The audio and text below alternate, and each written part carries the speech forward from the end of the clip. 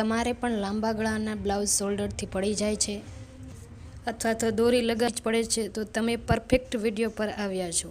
આ વિડીયોમાં તમને તેનું સોલ્યુશન મળી જશે. હાય, મારું નામ છે પાયલ અને હું સિલાઈ શીખવી રહી છું 0થી. તો આગળના 2 વિડીયોમાં આપણે એમ કે પેક ગળાના બ્લાઉઝ જોયા, તે કેવી રીતે બનાવવા અને એમાં શું મેથડ છે અને કારણ શું છે તે આપણે બધું જોયું. હવે આજે આપણે જોઈશું ડીપ ગળાના બ્લાઉઝ. આ 2 વિડીયો એમ કે ડીપ ગળાના રહેશે અને આના પછી પણ આપણે 2 આગળ બ્લોક લઈ લઈશું, જે એક પેક અને એક ડીપ એવી રીતે રહેશે, જેથી તમને બેઝિક બધું ક્લિયર થઈ જાય. પછી આપણે આગળ કટિંગ કરીશું અને સ્ટિચિંગ પણ કરીશું. તો આજે આપણે પેક ગળાનું બ્લાઉઝ જોઈશું. તે બ્લાઉઝ કંઈક આવી રીતે રહેશે. આ આગળનો ભાગ છે અને આ પાછળનો ભાગ છે. કે આગળના ભાગમાં આપણે એમ કે પ્રિન્સેસ સ્કર્ટ રાખીશું અને ગળું વી લીપ રાખીશું અને પાછળ એકદમ રાઉન્ડ, ડીપ રાઉન્ડ અને પાછળ ટક્સ પણ લઈશું. અને તો આજે આપણે એમ કે પાછળનો ભાગ બનાવશું. સૌથી પહેલાં આપણે એક સ્ટ્રેટ લાઈન દોરીશું, જેથી સીધું થઈ જાય કાપડ.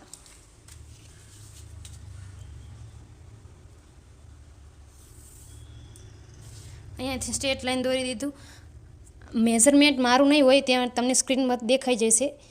અલગ અલગ મેઝરમેન્ટ લીધું છે જેથી તમને સમજાઈ જાય. તો સૌ પ્રથમ આપણે લેન્થ લઈશું, જેમાં મારી લેન્થ મતલબ કે જેમાં લેન્થ છે 14, કુલ લેન્થ છે 14. એટલે આગળ સિલાઈ માટે અને પાછળ સિલાઈ માટે એટલે આપણે 1 ઇંચ પ્લસ કરીશું એટલે 15 લઈશું.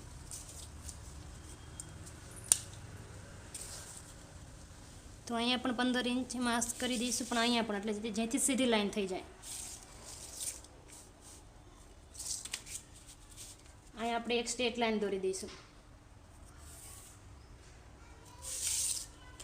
પાછળના ભાગમાં સીધી લાઈનથી લંબાઈ લેવાની અને આગળના ભાગમાંથી આપણે સીધી લાઈન નથી લેવાની. તે તમને મેં આગળના વિડીયોમાં સમજાવ્યું હતું. હવે આપણે ફૂલ શોલ્ડર લઈશું. તો ફૂલ શોલ્ડર છે 14, તો જેનું આપણે અડધું કરીશું. જેમ કે અહીંયા 14 અને અડધું તો આવશે 7. તો અહીંયા આપણે 7ને રાખીશું અને અહીંયા નિશાન કરી દઈશું.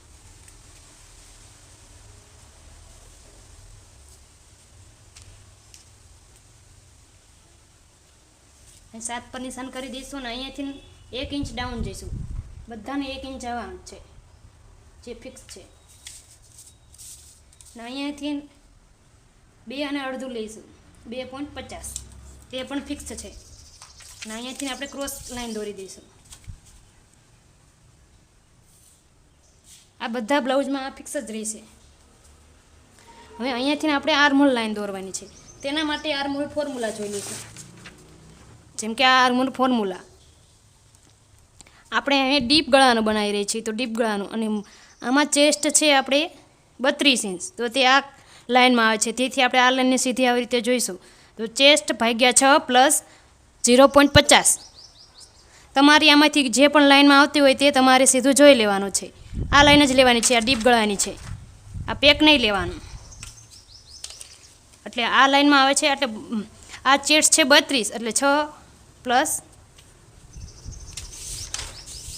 સમજાઈ ગયું? તમને હું કરીને બતાવું.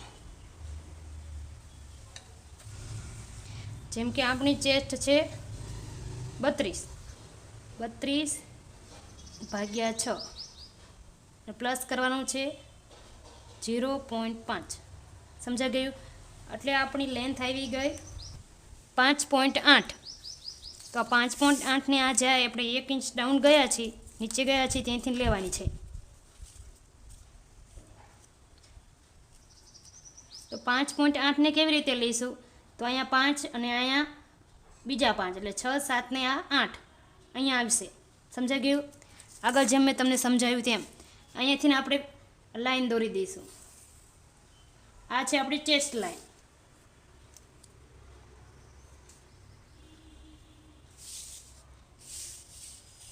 હવે આપણે ચેસ્ટ લઈશું. જો આ પાછળના ભાગમાં આપણે ગળું ડીપ છે, તો ડીપ ગળામાં આપણે લૂઝિંગ નહીં એડ કરવી. તેનું કારણ છે, જેમ કે આપણું આ બ્લાઉઝ છે, આ જેમ મેં આગળ પેક ગળાનું બ્લાઉઝ છે, સમજી લો તમે. જો આને આથી આપણે આમ પુશ કરીશું તો પુશ નહીં થાય. અને આપણે આ ડીપ ગળાનું બ્લાઉઝ છે, જેમ કે આમાં ગળું કટિંગ જ કર્યું છે. જો આને આમ પુશ કરીએ તો આપણે પુશ થાય. જો આવી રીતે ઉપરથી પણ અને ચેસ્ટ લાઇન છે અહીંયા આપણી સમજી લો, તો અહીંયાથી પણ પુશ થાય જો, એટલે અહીંયાથી આપણને આ લૂઝિંગ મળી રહેશે, એટલે આપણે પાછળ લૂઝિંગ નહીં દઈએ. તેમાં પણ જો તમારો બેલ્ટ 2 ઇંચ એટલે પાછળનો બેલ્ટ અહીંયા હોય, અહીંયા જેમ પાછળનો બેલ્ટ હોય, હું તમને પાછળનો બેલ્ટ સમજાવી દઉં. જેમ કે આપણું આ બ્લાઉઝ છે,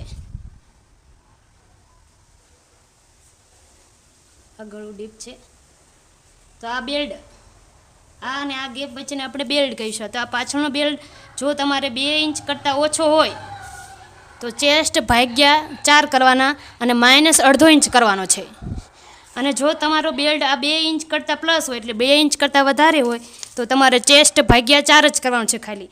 એટલે મારો બેલ્ટ છે એટલે આપણે આ બેલ્ટ રેડી રાખવાનો છે. અત્યારે આપણે 3.50 એટલે આપણે ચેસ્ટ ભાગ્યા 4 જ કરીશું. તો મારી ચેસ્ટ છે 32 ભાગ્યા 4, તો આવી ગયું 8. તો આવી રીતે આપણે 8 માર્ક કરી દઈશું. ડીપ ગળાના બ્લાઉઝમાં લૂઝિંગની જરૂર નથી હોતી. અહીંયા 8 કરી દીધું અને સિલાઈ માટે આપણે 1.5 લઈ લઈશું. સમજાઈ ગયું? અને સેમ અહીંયા વેસ્ટમાં પણ કરી દઈશું. તો વેસ્ટ છે અહીંયા 28, તો 28 ભાગ્યા 4. વેસ્ટમાં ક્યારેય પણ કોઈ પણ બ્લાઉઝમાં લૂઝિંગ નથી દેવાની. અને ચેસ્ટમાં ગમે તે સાઇઝ હોય લૂઝિંગનો ફોર્મ્યુલા આ જ રહેશે. તો 7 આવ્યા, તો 7 આપણે આવી રીતે લઈ લઈશું. અહીંયા 7 નિશાન કરી દઈશું. અહીંયા 7 નિશાન કરી દઈશું. હવે પાછળ આપણે આ ટક્સ લેવાનો છે, તો સ્ટક્સનો આપણે 1 ઇંચ પ્લસ કરી દઈશું. અહીંયા 1 ઇંચ પ્લસ કર્યો અને આના પછી આપણે સિલાઈનું લઈશું. તો સિલાઈનું 1.5 સિલાઈનું લઈ લઈશું અને અહીંયાથી આવી રીતે માર્ક કરી દઈશું.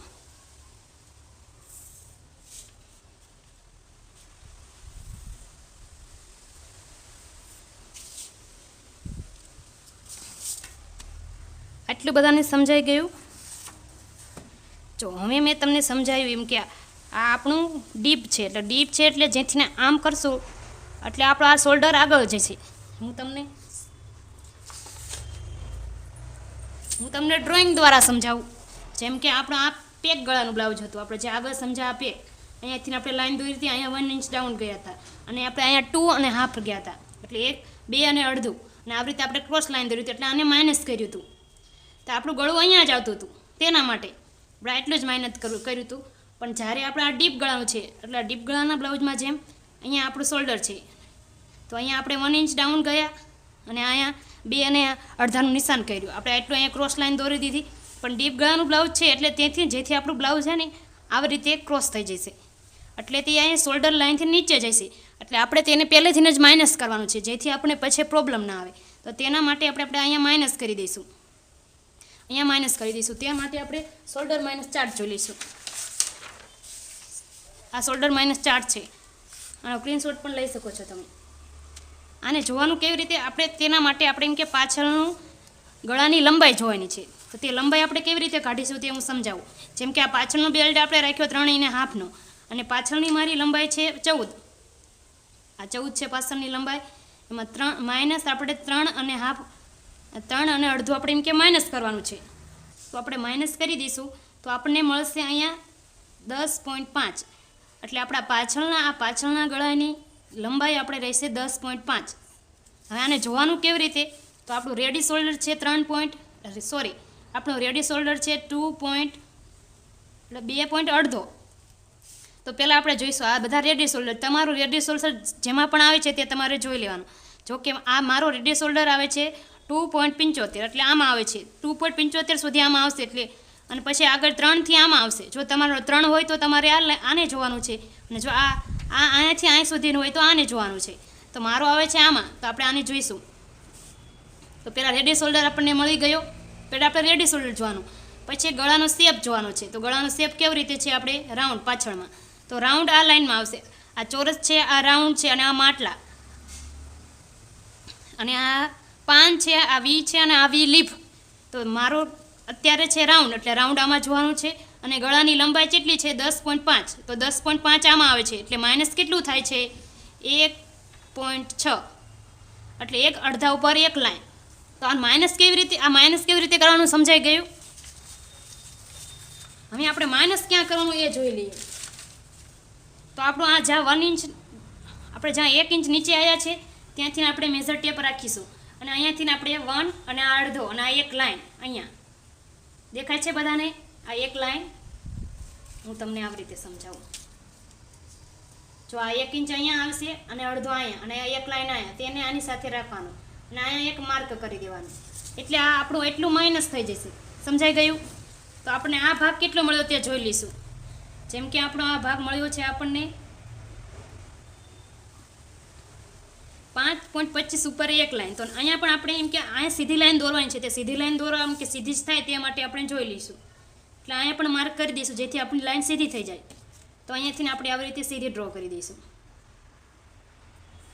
અહીંયા સીધી ડ્રો થઈ જાય. આ માઇનસ કેમ કરવાનું તે તમને સમજાઈ ગયું ને. હવે આપણે જોઈ લઈશું ક્રોસ માર્ક. તે માટે ક્રોસ માર્ક.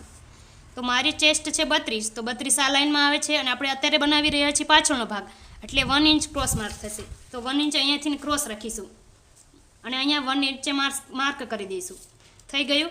હવે આનો માટે આપણે આને સેન્ટર લઈ લઈશું ગોળાઈ દેવા માટે. અહીંયાથી આની સેન્ટર લઈ લીધું. સેન્ટર એક માર્ક કરી દઈશું અને ફ્રેન્ચ કર્વથી તે આપણે તેને ગોળાઈ દઈ દઈશું આવી રીતે. સમજાઈ ગયું બધાને આટલું. હવે અહીંયાથી ને આપણે આ સીધી લાઈન દોરવાની છે. તો સીધી લાઈન આપણી લાઈન સીધી થાય તે માટે આનો ગેપ જોઈ લઈશું. તો 1/2 ઇંચ ઉપર એક લાઈન. તો અહીંયા પણ આપણે 1/2 ઇંચ ઉપર એક લાઈનનો માર્ક કરી દઈશું અને અહીંયા લાઈન સીધી કરી દઈશું. તમે એમ નામ પણ સીધી કરી શકો છો. આપણું અહીંયા એટલું માઇનસ થઈ ગયું. જો તમને ડાઉટ હોય કે હું આટલું એમ કે કાઢી નાખીશ તો મારી લેન્થ ટૂંકી નહીં થઈ જાય ના, પણ તમારી લંબાઈ નહીં ટૂંકી થાય. એમ કે મેં તમને સમજાવ્યું એમ. હું તમને સમજાવ્યું કે આ સીધી લાઈન કેવી રીતે આપણે શા માટે દોરી. જેમ કે આપણે આ બ્લાઉઝ મેં તમને સમજાવ્યું કે આ ડીપ બ્લાઉઝ છે એટલે તેનું નેક એમ કે તેનું નેક આપણે ચોડું થઈ જશે એટલે આપણું શોલ્ડર અહીંયા આવી જશે. તો આપણે અહીંયાથી તો આ માઇનસ કર્યું જ છે એટલે આ અહીંયા આવી જશે એટલે આપણે આ સીધી લાઈન થઈ જાય. સમજાઈ ગયું તમને. આ સાઈડથી પણ અહીંયા આવશે એટલે આપણી આ સીધી લાઈન થઈ ગઈ. તેના માટે આપણે આ સીધી લેવાની છે. આપણી બ્લાઉઝનું નેક અહીંયાથી ચાલુ થશે. સમજી લો આવી રીતે. એટલે અહીંયાથી આપણે આ સીધું લેવાનું છે એટલે આ સ્ટ્રેટ લાઈન કરી છે. સમજાઈ ગયું બધાને. હવે બીજી એક તમારે કામ કરવાનું છે. આપણી આ ચેસ્ટ છે તો તેનું આપણે ગળાની લંબાઈ આપણે કે 10 છે એટલે આ ચેસ્ટ એટલે સપોઝ આપણે આ ચેસ્ટ લાઈન નીચે જ જશે. જો તમારી આવી રીતે 1/2 ઇંચ ઉપરમાં અહીંયા 1/2 ઇંચ સ્કેલ રાખવાની. જો તમારી આ ગળાની લંબાઈ જો આનાથી નીચે આવતી હોય તો 1/2 ઇંચ આપણે એક્સ્ટ્રા માર્ક કરવાનો છે. જેમ કે અહીંયાથી અડધો આપણે વધારે માઇનસ કરવાનો છે. 1/2 ઇંચ માર્ક કરી દીધું. આ પણ તમારું કટિંગમાં નીકળી જશે. તમારી લેન્થ શોર્ટ નહીં થાય.